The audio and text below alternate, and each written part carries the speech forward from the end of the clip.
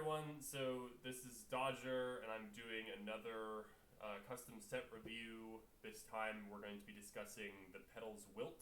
I'm here with the set's designer, Matt. Matt, you want to introduce yourself for a little bit? Hello, I'm Matt. I'm sure most people are vaguely aware of who I am. I've been designing sets for quite a long time, and have a few in various formats, or have had a few in various formats over I guess, the history of, like, I guess, all the way back to Custard originally, and then MSEM and Revolution, obviously, these days. Totally, yeah. And so we're discussing the Petals Wilt today. It was recently accepted into MSEM, I believe, at the start of this month. So people have had a little bit of a chance to play with the cards, but it's still a relatively new set for the custom Magic Mhm. zeitgeist. I love using that word, probably too much. Anyway, today That's a we're good going to word. be. It's a great word, yeah, just so catchy. So today we're going to be mostly discussing the design process for the set, and the first thing I want to ask Matt is like, can you just give us a very quick overview of what the Petals Wilt is at a high level if someone has never seen this before?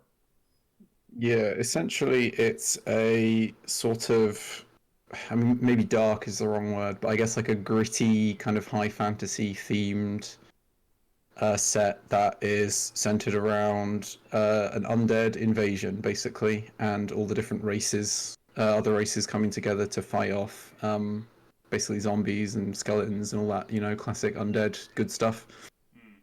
Yeah, and from my understanding of the setting, it does appear to be drawing from a lot of classic elements of fantasy, and even Hmm.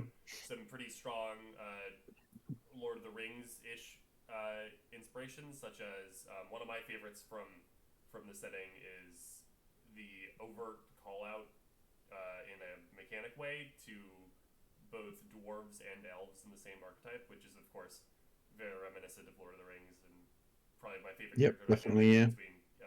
between Gimli and Legolas.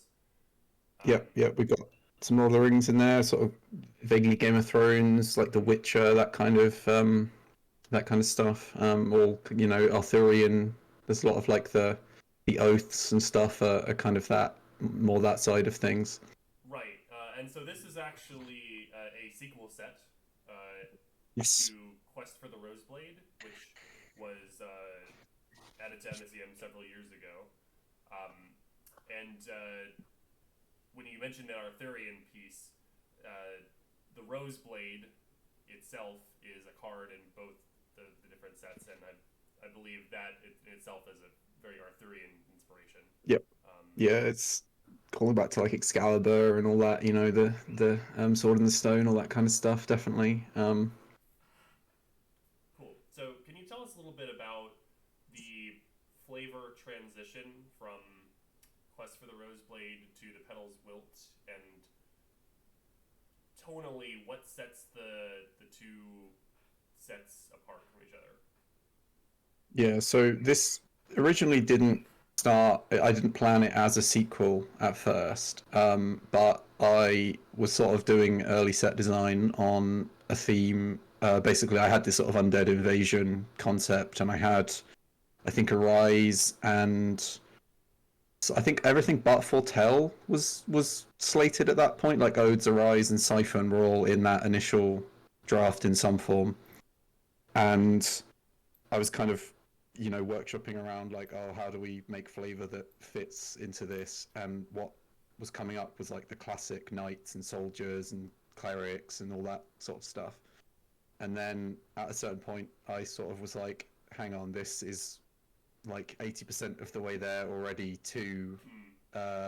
the Petals Wilt, which obviously is a set I'd worked on previously. Um, there isn't too much of the sort of overt like undead elements in that set, but there is a villain, and the villain, was doing sort of like it was more like political based with the rogues and that kind of stuff in the original set. Hmm. But he was defeated in that set, and obviously, if you're doing an undead invasion, type of theme, it made sense to me. Okay, it makes sense to have an undead, like a lich or some sort of big, like that's very tropey to have like the Lich King from World of Warcraft, or like the Night King in Game of Thrones and all that type of character.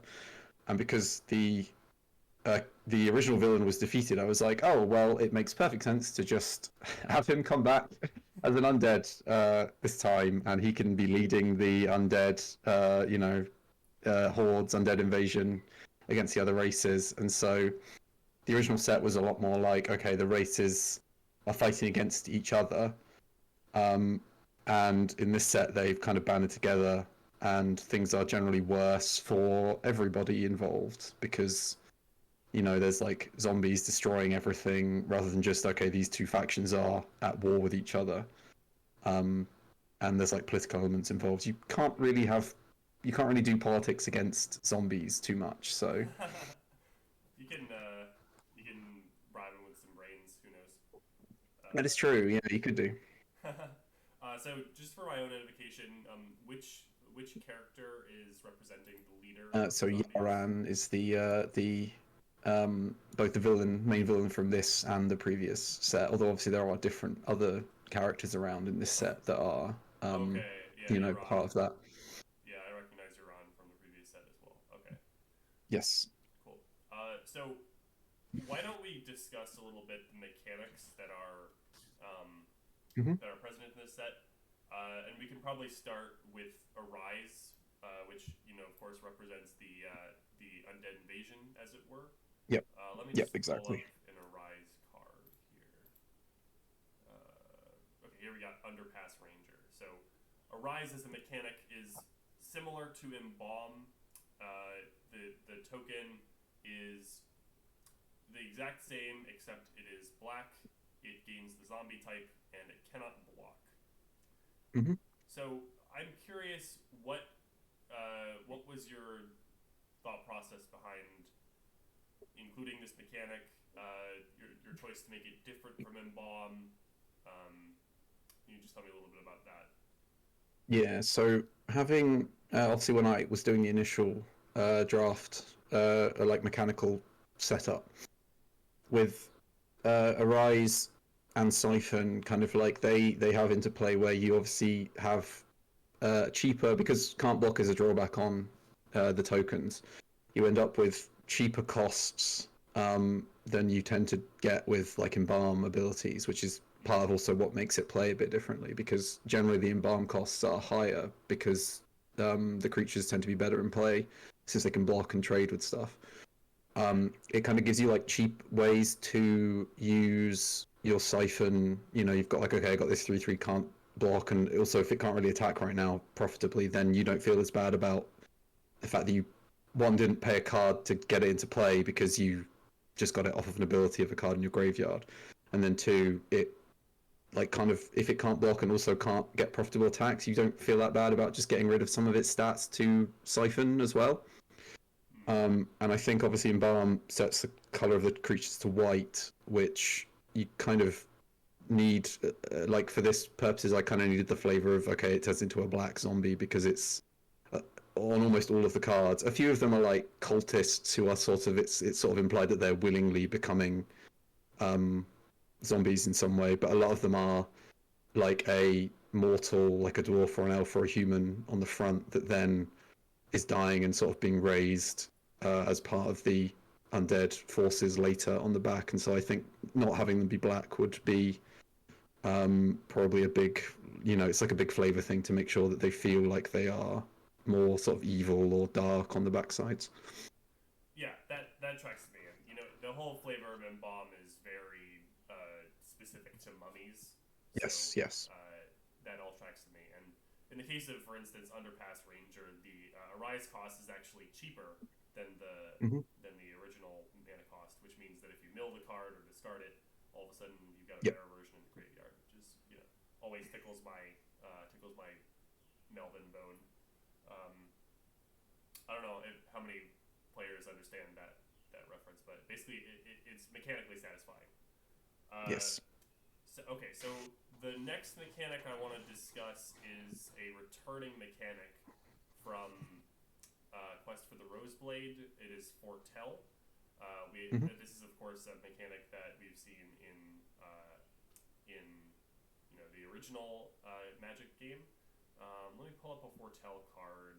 I'll go through Yes, a it list was of them. in Caltime, right? Originally, I think. Mm-hmm. Although it was in the version of Quest of the Roseblade before Caltime came out first, and then re-flavored to fit when it became a canon mechanic. Oh, that's interesting. So you had was it like templated the exact same way? I don't know if it had the like you had to delay a turn Mm-hmm. element. I can't remember if that was in there or not. But otherwise, yeah, it was you pay to put a card face down and can play it later from uh, the face down zone. Neat. Okay. Well, let's take a look at. I've got Glimpse Your Fate here as Yes. a foretell example.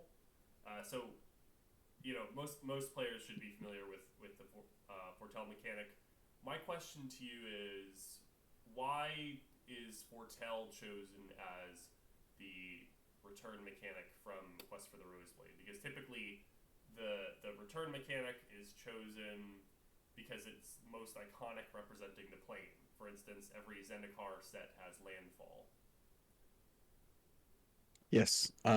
Essentially, it in the original set, it's more of a okay. This is a build around theme, or like one of the build around themes of the set. So you draft an actual Foretell deck in, or you can draft a Foretell deck in Quest for the Roseblade. Whereas in this set, it's used more as like a smoothing sort of kicker esque mechanic, Mm-hmm. which is something the set sort of felt like it needed after having the other, once because.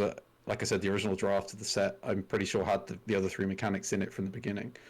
And then when I realized, okay, this will make sense as a uh, sequel set, then I wanted to find a way to tie it back in that wasn't like going to consume a lot of the space. You don't want it to be too loud if it's not like a headlining thing, but I also did want to get that through line. So there is, I think, only one or maybe two Foretell synergy cards in this set, compared to there being, I don't know, like double digits certainly in Quest for the Roseblade.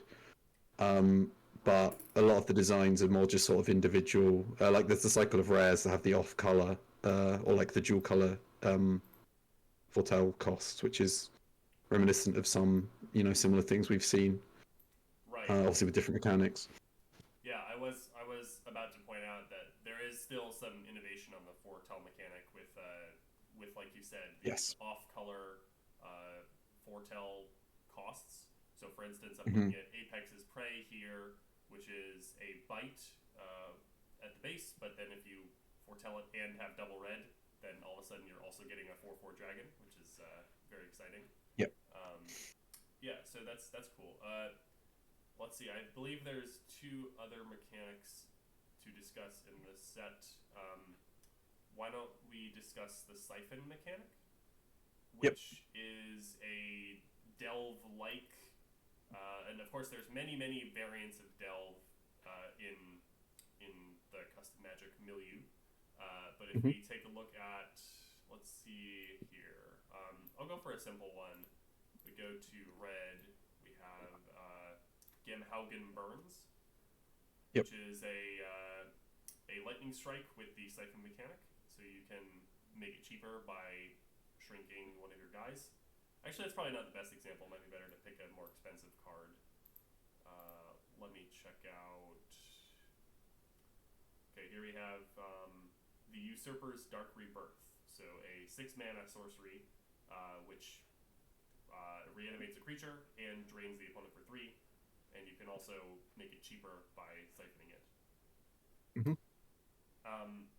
Now, people who have been in custom magic for a long time may remember the original, or not the original, an earlier version of this mechanic, which I believe was called Torture, which Yep. was in the custom magic set Magic Villains.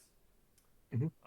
Now, this version is different from Torture because I believe Torture was limited to 1 counter per creature, whereas this Yes, correct. you can put as many counters on a creature as you'd like, and so one can imagine that the Usurper's Dark Rebirth could be cast for 2 or 1 mana, essentially by simply sacrificing a creature with enough toughness.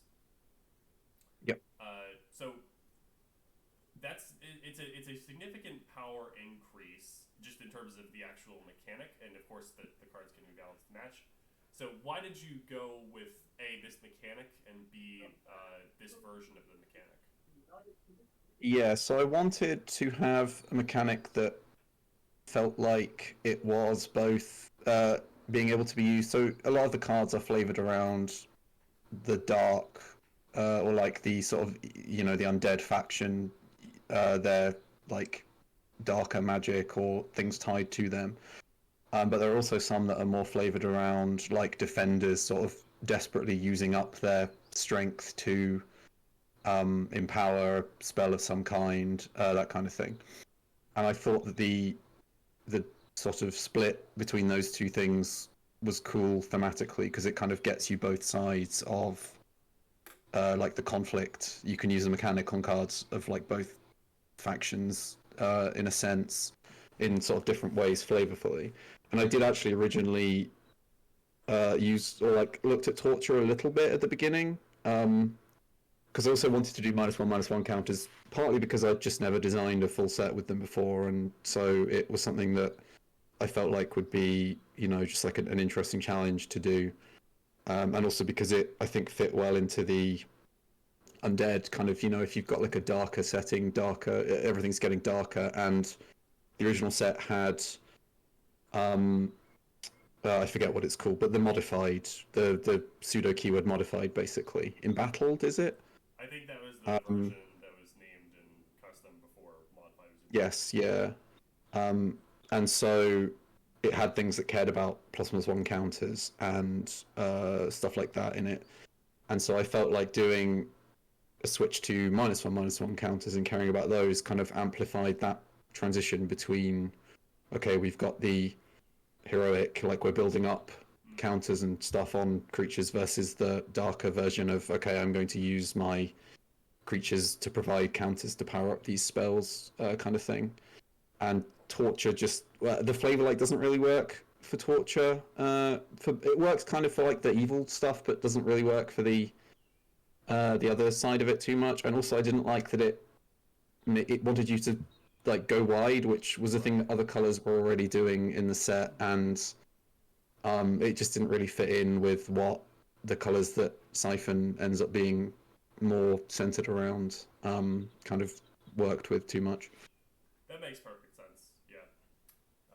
And you know, given that it is a essentially a sacrifice mechanic in a way, and you also have Arise making creatures that can't block, which are incidentally good to sacrifice.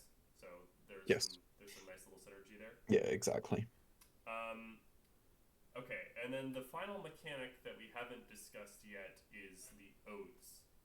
So these are sort of a version of rolls. They're predetermined uh, aura tokens that go on creatures, and then Mm-hmm. rather than rolls, which basically have their defining feature as like you can have one roll at a time. Instead, oaths are there's two of them, and they ask you to fulfill a certain condition with the creature, and then they sacrifice Yes. to give you a benefit. Mm-hmm. So we have Valor, which when a creature gets the Valor Oath, they if they deal combat damage to a player, the Valor Oath gets sacrificed, and you get a 2/1 soldier token. And the Secrets Oath says when you attack with that creature and at least two others, then you fulfill the oath and you draw a card. So clearly, there's the flavor of like you said, Arthurian knighthood. You have a duty to fulfill. What is the beyond like a flavor aspect? What is the mechanical role of the oaths in the set? Yeah, so they kind of play into a somewhat similar thing of like the same space as Arise does, which doesn't cross over all the colors, but Arise and Oaths appear in both quite heavily in white, and then Siphon and Arise appear heavily in black together, for example. And so essentially, because both the Odes want you to swing with creatures in different ways, it then means Arise is giving you more creatures that you're usually happier to attack with. Because obviously they can't block, so if you're not attacking with them, you're kind of just not doing much with them. And so Odes are another way, or like a sort of different way to Siphon to make use of kind of creatures that want to attack in to some degree, because a lot of cards do just give them to themselves. Like a lot of the creatures just easy being given to themselves, but there are spells that give any of your creatures Odes as well. And so you can obviously put them on your tokens, or just by having more attackers at a given time makes it more likely that your Oath creature will either get through or they have to not let your other thing through, if that makes sense. So it kind of makes combat harder for them to figure out. Yeah, on a personal level, from a design standpoint, I like the cards that give oaths agnostically to any of your creatures, Mm-hmm. because then it's sort of a fun mini game of like, oh, what's the best creature to give this kind of oath to? Yes. Um, Because you might want to give it to like a smaller creature because then they feel like they have to block that creature instead of your big one and that kind of thing. So exactly. Yeah. So with that being said, that's the entire mechanical suite of the set. So before we move on to other topics, I just want to ask you, from a design philosophy perspective, I believe that every set should consider the player experience. So, for example, if you are playing a Zendikar set, then the player should feel like they are exploring a dangerous environment. Or if you are playing, let's say a good recent example would be Outlaws of Thunder Junction. It does very much feel like a lawless wasteland where it's sort of every person for themselves, and you're constantly trying to screw over the other player. So with that being said, I'll challenge you. What is the intended gameplay experience for someone playing the limited environment for the Petals Wilt? yeah, so I think a lot of it is you are sort of intended to feel like you're commanding, either an undead army or the other. A lot of the sort of other typal color pairs are sort of like, okay, you're this sort of faction that maybe splashes in a couple of creatures from other factions. So you're like you're taking command of your faction or your group of creatures, and then obviously sending them on quests and things like that with odes to try and get that kind of trope of, okay, I'm some whatever group of people and we need to get this war fought and won ideally. And so you're obviously then playing into that kind of tropes of like, okay, you're a house in Game of Thrones, that kind of thing, or you're the undead side of it and you're trying to stop them from doing that.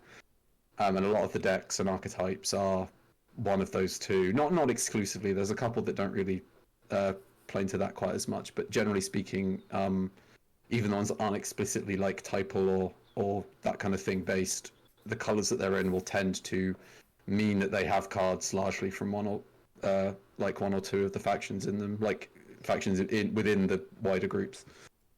Yeah, yeah, and we'll discuss this a little bit when we get to limited archetypes, but the limited archetypes do have very strong flavor associated with each of them. So Yeah.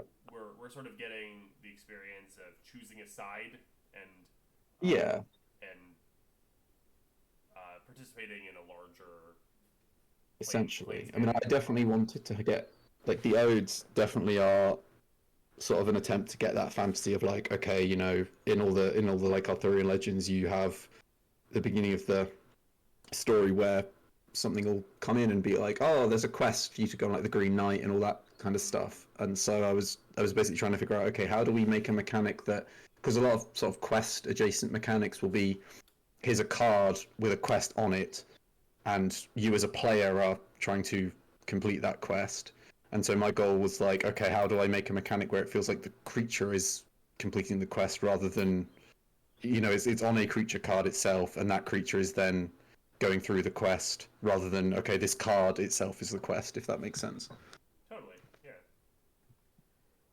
So we're gonna switch gears. We're gonna discuss the set's limited environment a little bit. So Hmm. the first of all, I just want to ask, what is the intended structure of the limited environment? Is this sort of your typical two color archetype set? Is this a more multicolor focused set? Is it somewhere in between? What is the intended gameplay experience there? Yeah, so the goal was very much that you would draft a two-color deck, but that each two-color pair would have sort of multiple overlapping pathways to go down, rather than having like you're very much not meant to really splash cards. Oh, I'm not saying you can't, but the mana fixing is um, not like super prevalent. There's a couple of commons, but there's no like dual lands at common cycles of dual lands, for example. Um, but the idea is that you can take the different themes in a color or a color pair and sort of lean more or less heavily to specific ones depending on your individual deck and preferences and what you see during, like draft and stuff. Got it. Yeah. And so one thing I noticed that is rather unusual for a set like this is that we actually have uh, not only gold cards at common, but we actually have both gold cards and hybrid cards at common, Yeah. which I can't remember a non-multicolor set that has done this. Um, No, it's not. Doesn't tend to be too common. Yeah. yeah. So can you walk us through the rationale there? Most of the commons don't seem, they seem to be glue cards for various archetypes, but they don't seem to be asking you to build around them for the most part, with a few exceptions.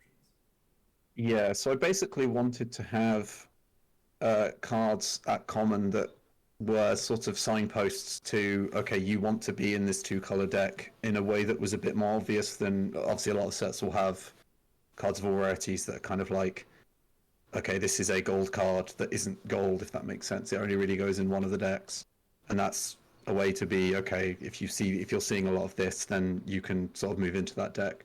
But I wanted a more explicit way of having that kind of, okay, this is a card that maybe isn't explicit in what it's signposting, but it fits best into this type of deck or this theme. Um, and if they are explicitly gold, it means that people won't really pick them from you, and also like won't really get tricked into taking them if they're not, because like people sometimes will be, oh, okay, I'll just pick this card because it's in the color, and it doesn't really work with their theme because they aren't aware that it's designed for a specific uh, deck pair, Mm-hmm. and then it kind of ends up with the person who's in that deck maybe getting more cut than they would be otherwise if the cards were explicitly um, two color. And so obviously the actual gold cards, like the straight up two color cards, are very heavily into that. And then some of the hybrid cards are a bit more split between.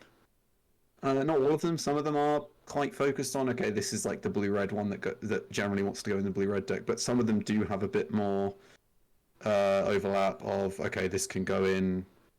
Obviously, it's probably best in the colors that it's even the hybrid colors that it's in or like is, but for example, the black blue one can really go into any of the kind of like counter space decks across blue and black, and is fine, even if you're not explicitly in blue and black itself. Yeah, I think what I'm seeing when I look at these again is the hybrid cards are more explicitly telling me to build around them, and the gold ones are more just like Yeah, they don't ask you to build around them. They're more just like solid cards that are good in the archetypes that you might play them in. yeah, pretty much. Yeah. Okay. Well, why don't we discuss what the archetypes are very quickly? Hmm. If you'd like, I can go down the list. Yep. So, and tell me if I missed anything. So, when we're looking at, I'm pulling up the list of the gold uncommons. What I did notice is, as you said earlier, there seems to be at least two different strategies that are being Yes. supported for each Yeah, color pair.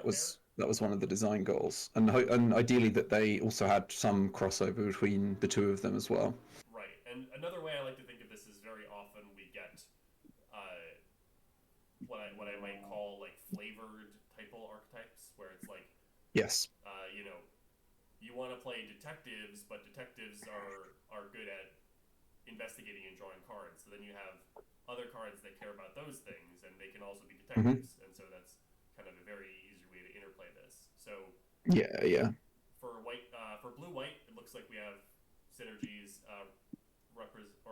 encouraging you to both play flyers and also flash synergies, cast spells on your opponent's turn. For blue black, we have support for -1/-1 counter synergies, and then I'm assuming a general reliance on the siphon mechanic. Yep, For exactly. yeah, for black red, I see a card that's asking me to sacrifice creatures, so pretty typical for black red. And then we also have the Marrow Lord, which explicitly asks you to play cards with the Arise mechanic. So Yep. we may have an indexing into that Yeah, mechanic. you've got like the aggressive arise kind of stuff, which obviously then also works with sacrificing, like we were talking about earlier. Yeah. And then for red green, I was pleased to see that the elf dwarf theme returned into the Yes. set because that was one of my favorites from the Petals Wilt. So we've got support for that as well as just a general theme of going wide, having lots of creatures.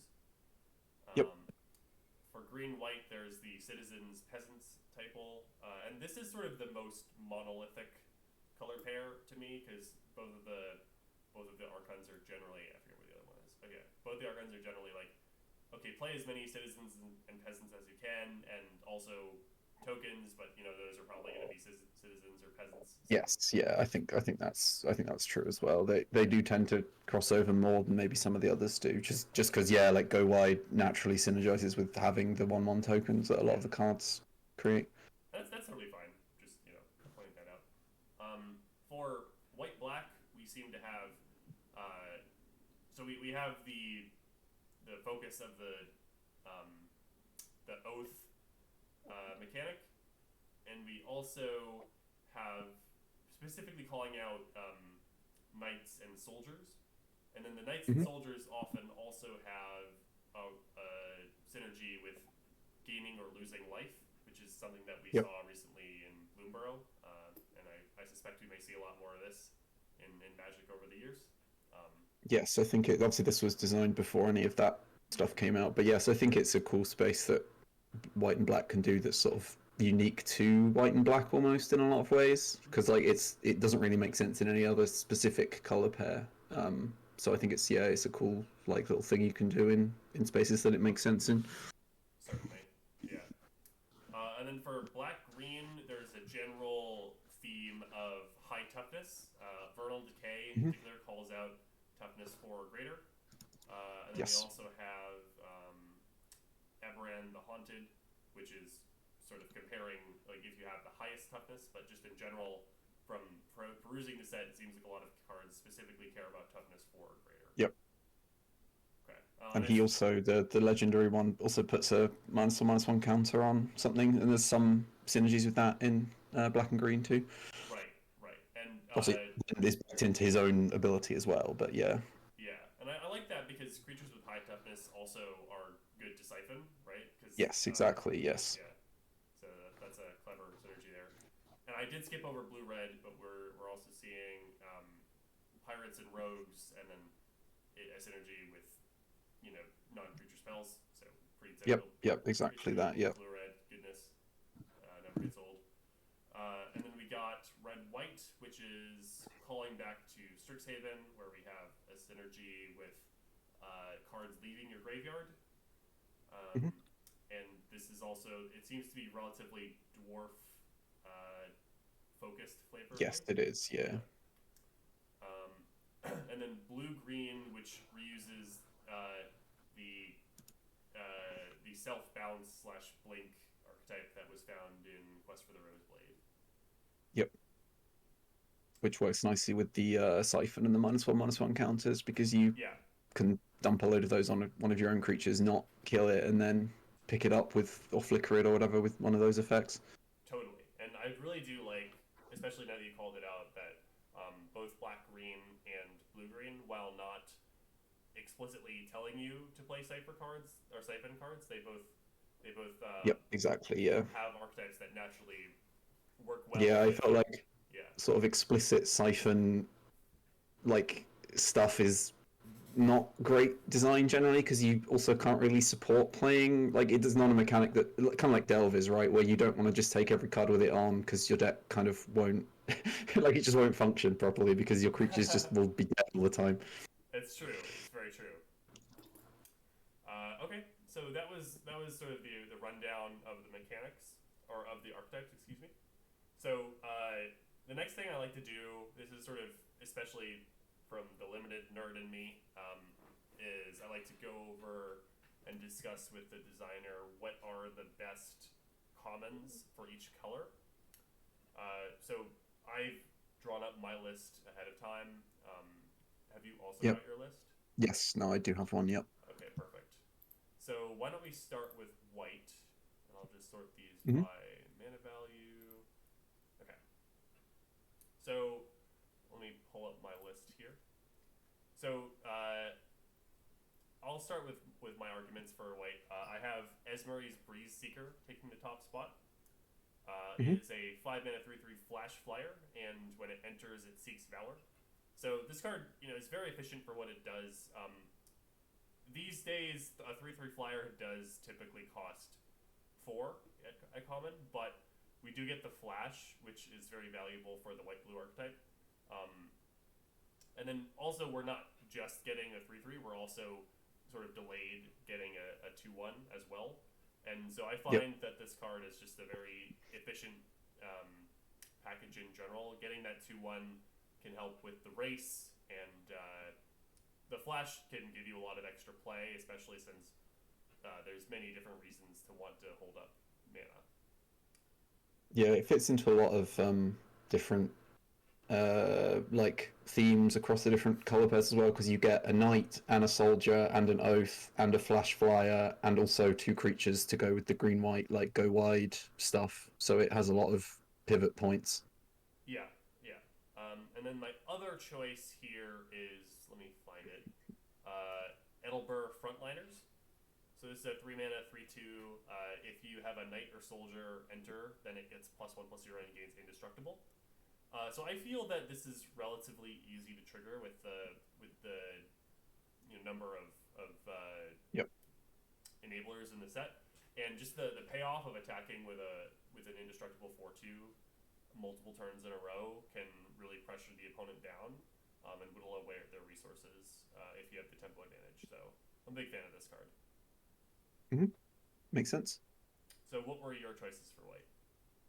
I actually had two different cards on mine. I had Gamhalg and Owlkeeper, which is the 2/1 that makes a 1/1 bird when it enters, which again is kind of similar to the Breeze Seeker in that it is a pivot point on a lot of different. It's a citizen. It makes a flying token. It makes two creatures, and then it exiles itself from the graveyard, which fuels the red white stuff there. Totally.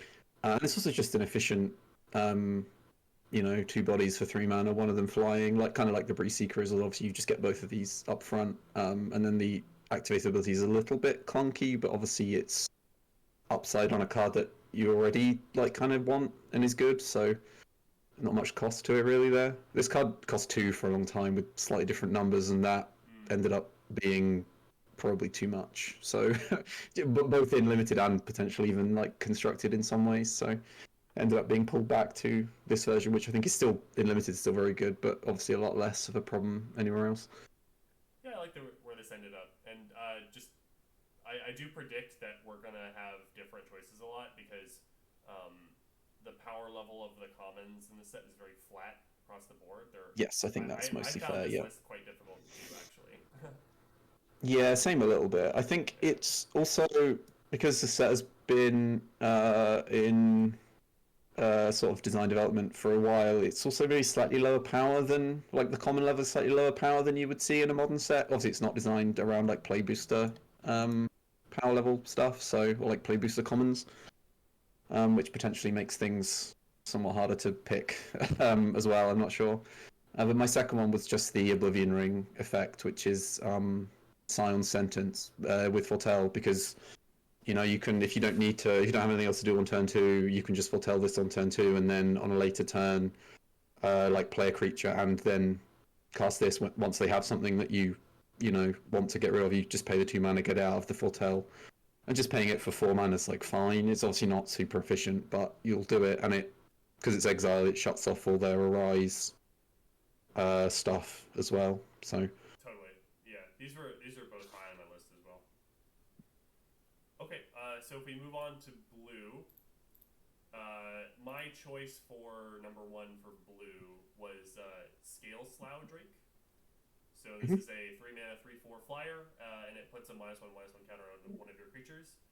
So I feel that finding another creature to hold the -1/-1 counter is relatively easy, especially with all the synergies for that, and getting a 3/4 flyer out of the deal. And I'd much rather have that extra stats on my flyer rather than seeing yep, some random definitely. extra guy. So I feel like compared to a card like Stitched Drake, this one is even easier to set up and hmm just get in like a very undercosted flying body even as early as turn three. Yep, this is also one of my two for blue. I think basically the same things. Yep, and it can have some incidental synergies. Like you do slightly get a bit more hose bar removal with it if you put it on another creature, but like a 2/3 flyer for 3 is like fine. It's obviously it's not necessarily the like you were saying, like the first choice you want to do with it, but you'll just cast it on turn 3 and put the counter on it if you have to, and there's nothing wrong with that. So Yeah, and I do like how I also even if you don't have another creature to put on, like I'm still perfectly happy with playing my 2/3 flyer for three. yep. Uh, so the other one that I wanted to, I found number two pretty hard to pick. I ended up going with Timely Arrival. So this is a prohibit variant where I can counter something with mana value 2 or less, or I can foretell the card to have it be essentially function like I saw it coming later in the game. hmm There's a little bit of awkwardness if like I'm on turn two, I have to decide whether I want to foretell the card or hold it up to We'll hold counter it an up, early yeah. play. Yeah, which is like a relatively difficult decision, and it can like feel bad if you pick wrong. But I still think the card is quite Yeah, there useful. is enough. There's enough flash speed stuff across. Maybe turn two specifically, it's a bit harder to get other options for, but there's enough flash speed stuff across the set that you don't necessarily get like completely hosed by holding stuff like this up. Although obviously, yeah, this one's a bit more contextual than a lot of them are. Yeah, and Um, but no, yeah, I think this card's solid. Like you would pretty much play a copy in basically any blue deck. I would have thought in limited. It doesn't really have any explicit synergies, but like that's not really a huge issue with this kind of stuff because counter spells generally aren't the kind of cards that you need or want to have archetype synergies anyway. So yeah, yeah. Um, so what was that also on your list, or did you have a different card? no, my second one was Brand Path Cutter, which is the flash 3/2 for 4 that ETB cantrip, surveil one and cantrips. Again, it just crosses over. It's a rogue. It crosses into the black, like the Arise cards in black with the surveil a little bit. You get the flash synergies out of blue. It's just another card that has a lot of. It's like powerful on the front, and then also has a lot of incidental, which is kind of like a way I like to design commons a lot of the time is having cards where the front of the card, or like the sort of quote unquote obvious effects of the card, is good enough that you want to take it early, and then you'll look at other that synergies later on in the set or in the pack and go, oh, this, I took this powerful flash common early, and now I see this card that says whenever I play a flash spell, do a thing, and because you already have that card in your pile that you just took because it's like face up good, it kind of lets you guide down that path in a little bit of a less sort of obvious or like signposty kind of way, which I like.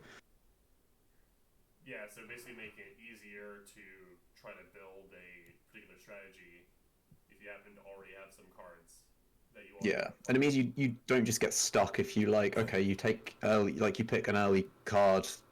Imagine some other card was in this slot that was better in a flash deck, but not as good face up, or just like in a normal deck. You don't end up like screwing yourself over quite as much if you take stuff like this early and then the deck isn't open, because you can just put this in your, like, it's fine in any deck, or it'll work with like rogue synergies in your blue red deck, for example. So Yeah. Okay. So for black, my number one choice was Skullbark Defiler. I'm a big fan of this card. Again, I seem to be very favoring the -1/-1 counter drawback creatures. This card in particular, I just feel like black is the best setup to put counters on their own guys. Even if Mhm. I have to put a counter on itself, like a 4/3 menace, I'm still totally fine with yeah, you're that. not. Yeah, Um, it's like okay, right? Yeah. and a 5/4 menace is definitely going to 2 for 1. It's going to murder people a lot of games, especially if I have removal to back it up. Um, Yep. so just very simple, big old pile of stats. Love it. The other one I picked was Belmord's Thirst. I'm typically going to value hard removal very highly. I would pick the unconditional black destroy in a lot of cases. What I like about this Yes. card is the potential tempo advantage.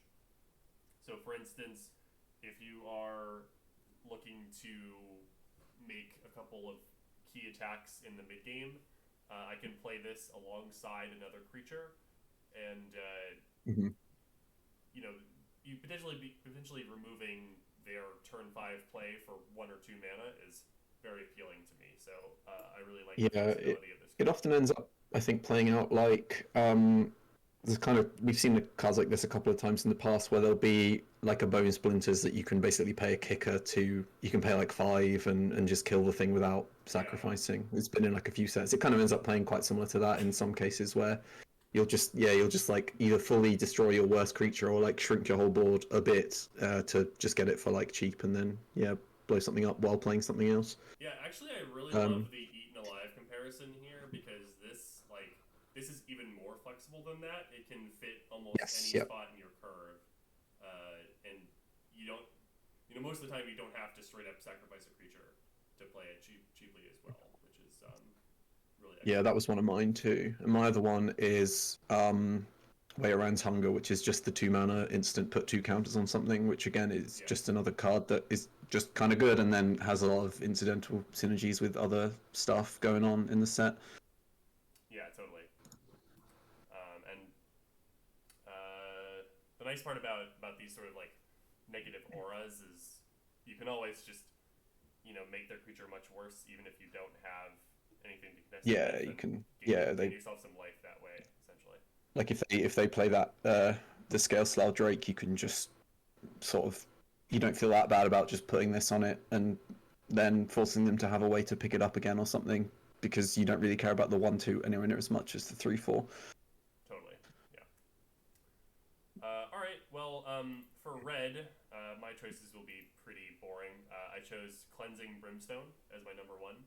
I love Mia Shock. I think the Exile Rider is very important in this set with Yep. the Arise Shuts down mechanic and Arise, yes. the number of cards with abilities in the graveyard beyond that.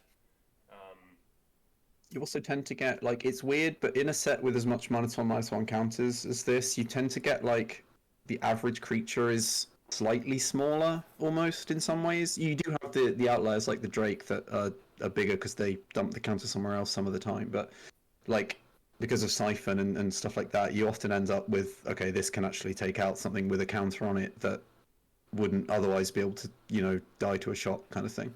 That's a very good This is point. also on my list as well. Yeah, I think this card's is probably number one of the red commons, is my guess. Yeah, and it's interesting because some recent sets have actually seen like shock effects not be as good as you would expect.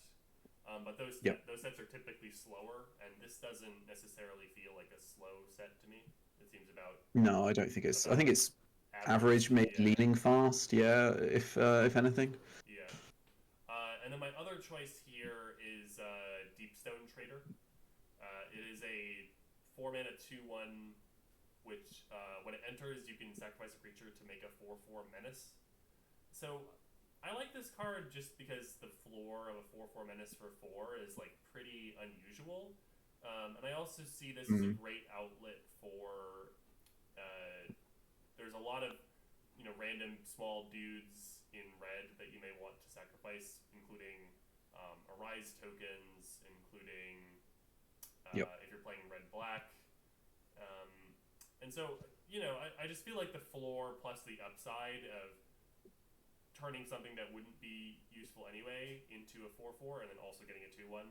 Yeah, you can get Um, death triggers out of it too, which is yeah, or you useful could for some stuff. even get your Arise creature into the graveyard and build your board that way. So like, Yes. I just like I think there's a lot of incidental synergies here that I enjoy. Yeah, no, I think this card it didn't quite make the list of mine, but it's I think pretty close to it. Like definitely honorable mention. So what was you had cleansing brimstone as well? Yes, and then I had the other burn spell, which is where is it? By Blood and Fire. Yeah, that's the one. Yeah, Which is it's obviously it's not as efficient, but it's a burn spell plus a body a lot of the time because you can clear a blocker, put the oath on something that will then likely get in because you killed a blocker. yeah. If you This card also cost 3 for a long time, and that was not probably not very smart. And honestly, I still think it's pretty good at 4. I like this at 4. I think you could make an argument for it at 3, but by then it becomes clearly the best red common. Yes, Um, yes, definitely, I would agree with that. I think yeah, it's yeah suddenly way above the power level of most of the other commons, in the whole set in general, let alone in red. So yeah. And if you do get the clear their blocker and hit in the same turn, then you essentially played a version of a common Flame Tongue Kavu, which I think is yes, exactly, which yeah, is quite good. yeah. Okay, awesome. And then finally for green, I found green also pretty difficult. Actually, there were a lot of cards I wanted to choose. Um, my first choice was Malicious Charge. I really, I played a lot of Theros Limited back in the day. That's probably still my most drafted set. And I remember Mhm. when Feral Invocation. Nowadays, there's a lot of variants of Feral Invocation, but Feral Invocation was one of the best commons. And Yeah, no, it was good. Yeah, yeah, so I see this and I'm like, holy shit! Like, I get to Feral Invocation and I randomly can generate some blockers, making it impossible for my opponent to race me. Like, that is very appealing here. So I don't know. I find this to be the best upside we've had on a Feral Invocation that yeah, I've I think seen. that's probably fair.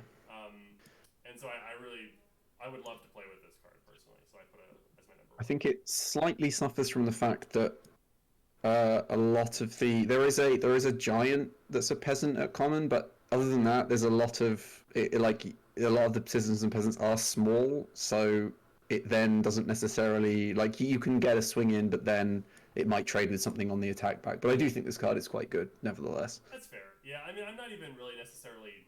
I would play this in any green deck. I think. Um, Yeah, if you want that yeah. kind of combat trick effect or slot or whatever, yeah, you can just toss it in, and then you'll likely end up with a couple of peasants in a green deck anyway, just because there's a lot of the creatures in that color are one of those two Yeah, types. yeah, and I think the other green archetypes, especially the ones that care about siphoning, or you can even return the tokens to hand. Um, Yep, I yep, think you can. they can get use out of those guys even if you're not jump blocking. So my other choice was actually the giant settled giant. I find this to be a rather unusual. Green doesn't usually get this sort of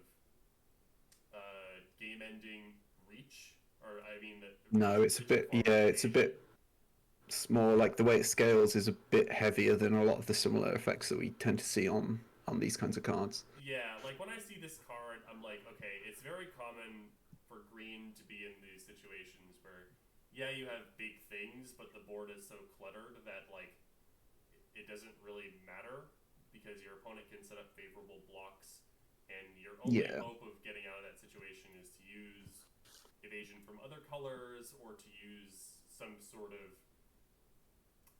certainly it's felt scaling like effect. as the Yeah, power level has increased, the sort of okay, the fact that green's creatures are bigger has mattered less over time generally. Yeah, I guess I'm more talking about like that specific scenario because there are plenty of games where green gets the tempo advantage and Mm, simply has bigger creatures, and then the yeah. game's over. But I think, yeah, that does happen. I think that happens less these days because the power of like bounce spells and ETBs and all that kind of stuff has gone up, though, partly just because, it means that when you play your big idiots, they have more powerful ways to get through them, generally speaking. But yes, no, that does make sense too. Certainly, you can still like curve out and smash people with green. Yeah, I suppose that's sort of a debate that is beside the point. But I guess like what I like about Settle Giant is that it's bringing this level of game-ending evasion to green that green almost never gets. Yeah, it Um, makes up for the fact of all that stuff in a lot of ways. Yeah, obviously they can like kind of take you off it to some degree if you just play it on turn 5 and they've traded or killed your other stuff. But yes, there's also the games where you'll just cast it on a sword and hit them like 3 times and kill them with it. So yeah, and you know I like that. I like that it gives you that mana sink as well. The I was close between picking this or Lekran Knight because I like the flexibility of Lekran Knight, but I ended up going with this yeah, one just because I think the mana sink aspect is really good there. yeah, it's also quite useful. Yeah, I was also quite. I think green was the hardest color, and I kind of just ended up picking like kind of a split between.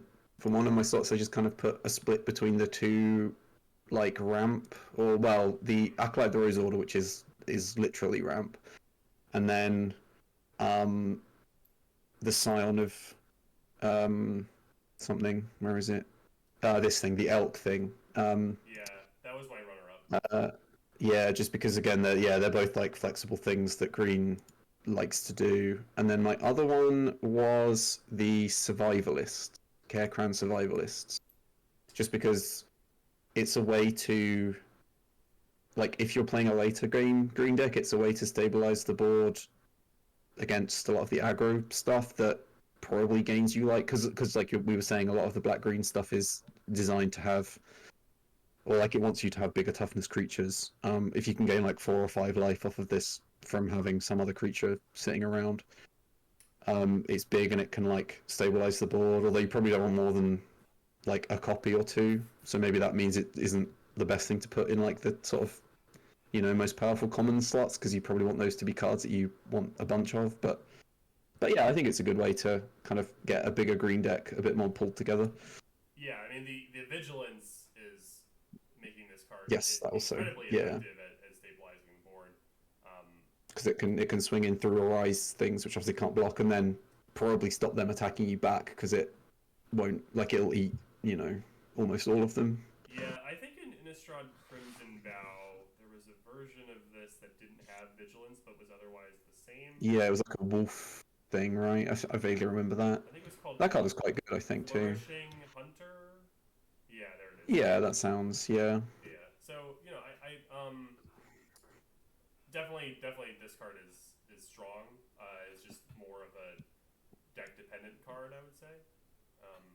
Yep, that makes sense. So cool. All right. Well, that was our little limited review. The set does look quite fun. I would enjoy the chance to play it sometime. So with that being said, I did want to discuss your expectations for the set in MSCM. For Hmm. listeners who aren't aware, MSCM is a custom format with entirely community designed sets, and it's a very large format. Doesn't rotate, so many cards available. Um, so I wanted to just ask you, what are your hopes? What are your expectations for the set? Are there any cards in particular that you're excited about seeing people play? Yeah, so I think uh, obviously people will remember that when this was first submitted, a lot of the cards were a lot stronger, let's say, in a diplomatic manner. Um, and I think it's certainly in a much sort of safer place now in terms of like, stuff was nerfed, some stuff was changed otherwise, some things were removed for various reasons, not limited to, but partially because of that. Um, and I think now it's sort of in a space where a lot of the good cards are not just overstated, like big dumb things. And there's a lot of stuff that obviously carries over from the things that the first set supports. So the knights and soldiers, the citizens, peasants, elves and dwarves support is bolstered a bit here.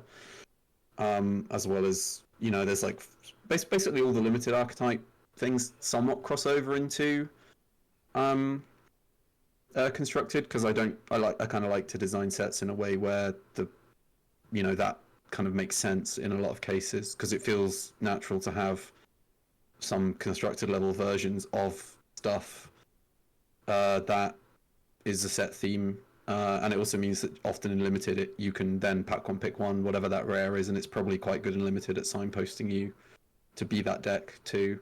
If it's powerful enough for constructed, it's probably pretty good in limited at doing that for you. Um, but yeah, I just think it has the gold cards also because I wanted to make sure I had because I was having a higher number of gold cards than normal. Some of them are not necessarily they're not necessarily like okay this is designed only for this archetype in limited. It's some of them are a bit more like oh maybe this is a card that is sort of tangentially like Blow the Man Down is a good example where it is a spell that like you can play in those blue red spell stacks, but it's also just kind of like here's a neat effect that maybe you can build around in a constructed deck in some form. Sorry, which card? Blow the Man Down. It's the blue red one of the blue red rares. Oh yeah, here we go. It's like a flicker plus a like a bite effect basically. Yeah. Where like this doesn't obviously that's it has little synergies with things, but it's not explicitly telling you to play the blue red decks in limited. But I think gold cards are a good spot to do that with in sets that have the space for them. And this one I ended up feeling like it had space to put in some more a couple of incidental. Okay, this is just like a neat card, a neat gold card that you can potentially have some stuff to do with in constructed. I think the collaborators. I'm not sure if any of them are like super powerful. That's the hybrid. There's like a cycle of hybrid off color, like one color and then a hybrid mana rares. Right. And they're partly a flavor thing because they're showing like a member of a faction from the first set, then with like colors from whatever, like how the story has evolved. So like there's a dwarf with green because now the dwarves and elves are working together more, and there's an elf. A lot of the elves were black green in the original set, and there's a black green hybrid white elf because now they're more working towards with the humans and all that kind of thing.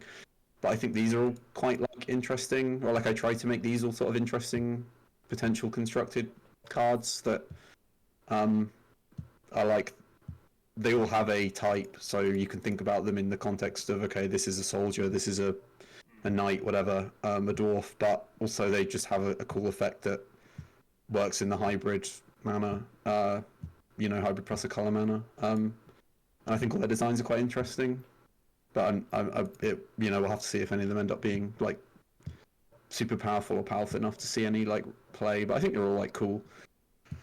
Yeah, definitely. Um, Okay, so I do need to go soon, but if there's any cards that mhm. you want to shout out, we can do I that. guess the Horseman would be the one other thing. The Horsemen are, I think, a neat sort of headliner cycle. It's not quite a cycle because there's only four of them, but then Yaran's card in this set also follows a somewhat similar pattern of having like a Titan trigger. Um, Right. So we, but yeah. yeah, so I just wanted to have okay, like if we're doing a set that's an undead invasion set and it has zombies and knights already a part of the set and the setting. I just thought this was a cool way to have, and I always like the Titan type cycles are always quite, but they're actually quite similar to the ones that you had in, well, Dune actually, I suppose, flavor wise to some degree, right? Because they were all like Yeah. the Rough Riders, all knights, and um, Yeah, a little bit. Those are probably so my mechanically they're quite different. But sorry, carry yeah. on. I guess I don't want to go too much of a tangent, but those are possibly my favorite designs I've ever done because No, I they're cool. Yeah. um I started playing Magic right before Magic 2011 came out. I think my first actual set was World Wake, but I remember. Pretty similar to me, yeah. Oh yeah. My first pre-release was Rise of the Eldrazi, so Oh, maybe there you exactly the go. same kind of Yeah, time, yeah. literally the exact same. Yeah. I remember how crazy the Titans were they first Yes. came out, and this this whole enters the battlefield or attacks. That was the first time they'd done this, and these cards Mhm. were. I think what made them so cool was at the time, 6 mana creatures were not being played in standard ever. And then all of a sudden, these 5 6 mana creatures were. I mean, this was literally their intention was like let's make six drops so Yeah. powerful that people have to play them. I honestly think it's one Yeah, of the best like constructed level cycles they've ever designed because all of them were relevant in the formats they were in at varying points. Like all totally. of them saw play in different decks at different times and in different ways. Obviously, some of them ended up being slightly more powerful than others, and in things like modern, which is maybe a bit more of a. But yeah, I wanted to have a callback because yeah, I agree. I think they're one of the cooler things they've done, and I just felt like that was a cool way to have. Um, both. It kind of makes sense, like flavorfully, if you're calling back to like the Four Horsemen as well, in my opinion, because Yeah, you've got the whole like when they show up, they do a thing, and then they like go on their sort of. I mean, parade's not the right word, but you know what I mean. Like they kind of go around and sort of sow havoc in places, and so having that enters an attack trigger, I thought was a cool little thing. And I think all these cards are, again, a lot of them are not as powerful as they were in their initial versions for the better. But I think even the place that they landed in, they're all like maybe the green one is slightly worse, but I think the other three are all like cool things that you can consider in the right decks in constructed. Horseman of War, especially, I think is just like fun. It does a lot of weird stuff that red like does, but not. It's not like there are red abilities that red has done in various sets, but they're not like okay, the super obvious burn or tokens or whatever kind of designs that you might expect this kind of slot for red to end up with. yeah, And I think it encourages like a weird sort of red deck maybe with some like different things going on. agreed. Yeah, it is interesting. Uh, the idea of the Four Horsemen is such an iconic Yeah, phrase and definitely. concept. But then you port that to Magic, and people expect 5 things. So I like the Yes. idea of having these Four Horsemen, and then having Euron as like the secret fifth one that kind of like Yeah. upgrades Euron's mythos a little bit. So That was pretty much what I was going because yeah, when I realized I was like, okay, how do I make a set of four and yeah, like you were saying, have it make sense in the sort of magic yeah, canon or like construction of a set kind of thing because yeah, like you can just invent a fifth one, but that's like kind of lame. yeah. Um, Anyway, the one card I want to call out as my favorite in this set is a Dark and Stormy Night. It's yes. such an iconic name. The just the idea of like swapping from a card that is balanced around XX, and like just by foretelling it, Mm, all of a sudden you get to cast the card um, for a singular X. That is like a huge shift, and it's very simple, but also very satisfying and exciting in a yeah. in a Melvin way. So Yes. I just No, really I like like that that. card. Yeah, I think Yeah, it's one of the cooler. I try to make some of the Fortel stuff a bit more because in the original Quest for the Roseblade, because it was ported over from what it previously was before they made Fortel, it was all flavored around like schemes and plots and stuff like that. So a lot of the cards are more that sort of focus. And there are some, some of that crosses over here, and there's some just like generically flavored. But I wanted to include some that were more, mm, like this one and Slip Beyond Fate's Grasp is a similar one where like the names and like Glimpse Your Fate that we talked about before, where they're kind of like